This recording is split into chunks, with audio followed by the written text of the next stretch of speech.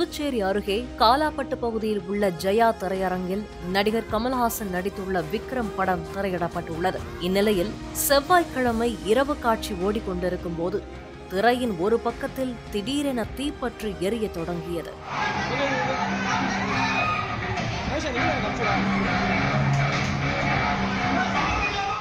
இதனால் தியேட்டரில் படம் பார்த்துக் கொண்டிருந்தவர்கள் அலறி அடித்துக் கொண்டு தியேட்டரை விட்டு வேகமாக வெளியேறினர்.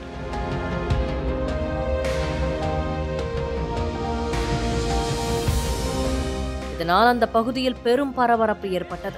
தகவல் அறிந்து சம்பவ இடத்திற்கு தீயணைப்பு வீரர்கள் வருவதற்குள் திரை முற்றிலும் எரிந்து சாம்பலானது.